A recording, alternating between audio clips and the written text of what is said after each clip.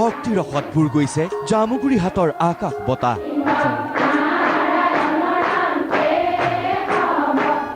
ঐতিহ্যমণ্ডিত 12 চহৰীয়া ভাওনালৈ মাজত মাত্ৰ 2টা দিন বাকী।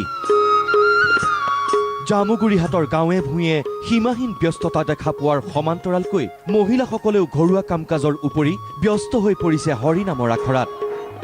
ঐতিহাসিক পকামুৰা পথাৰত 12 চহৰীয়া ভাওনাত পৰিৱেশন কৰিবলগীয়া মুঠ 21খন খলাৰ 63গৰাকী নামতীয়ে গোৱা নামৰ লগত প্ৰায় 5 শতাধিক সহযোগী আই মাতৃৰ কণ্ঠৰে নিগৰিত হৰিনামৰ ধ্বনিয়ে ভক্তিৰসত বিলীন কৰি তুলিছে জামুগুৰি হাটৰ সমগ্ৰ পৰিৱেশ। জামুগুৰি হাটৰ কীৰ্তন গৃহত এইদৰেই 21খন খলাৰ আই মাতৃয়ে শেষবাৰৰ বাবে একেলগে বহিল হৰিনামৰ আখৰাত।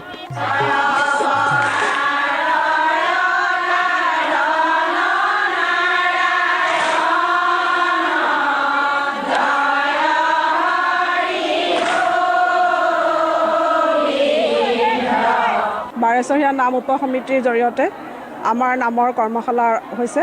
ইয়াত প্ৰায় শতাধিক মহিলা আহিছে। আমাৰ 3 তাৰিখৰ যি কাৰ্যসূচী সেইটো সফল কৰি তুলিবলৈ আমি সকলোৱে চেষ্টা কৰিছোঁ। এই চেষ্টাৰে আজি ফল আমাৰ ইয়াত আইসকল গোট খাইছে। 12 চহৰীয়া ভাওনাৰ খলাসমূহত পৰিৱেশনৰ বাবে এইদৰেই প্ৰত্যেকেই নিজকে সাজু কৰি তুলিলে। ভাল লাগিছে, ভাল লাগিছে। আমি ওপৰ তলকাবাৰী প্ৰাথমিকৰ পৰা আহিছোঁ। আমি 4 দিন কৰিলোঁ, আজি এখতে 5 দিন। 500 মহিলা আজি আহিছে শেষ কৰ্মশালা। আমি প্ৰায় এমাহ দিন ধৰি 9 দুৱাৰ প্ৰতি নামঘৰে আমি এই কৰ্মশালা কৰিছোঁ। আনহাতে 12 চহৰীয়া ভাওনাৰ প্ৰদৰ্শনীত প্ৰদৰ্শন কৰিবৰ বাবে জামুগুৰিৰ তলকাবাৰী গাঁৱতো তৈয়াৰ কৰা হৈছে এক চক্ৰ বেহু।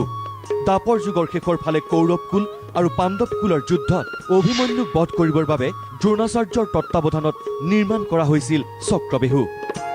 আৰু তেনে এক চক্ৰবেহুৱেই 20টাকৈ বাঁহ ব্যৱহাৰেৰে তৈয়াৰ কৰি তুলিছে এইসকল লোকে, যিখন 12 চহৰীয়া ভাওনাৰ প্ৰদৰ্শনীত আকৰ্ষণৰ কেন্দ্ৰবিন্দু হৈ উঠিব।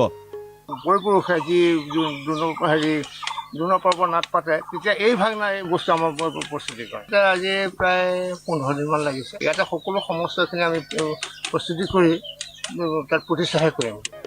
মাৰ্চৰ পহিলা দিনটোৰ পৰাই 12 চহৰীয়া ভাওনাস্থলী পকামুৰা পথাৰ পৰিণত হ'ব দ্বিতীয় বৈকুণ্ঠপুৰীলৈ। আৰু সেইবাবেই জামুগুৰি হাটবাসীৰ ব্যস্ততাৰ যেন সীমা নোহোৱা হৈছে। জামুগুৰি হাটৰ পৰা হিৰৈ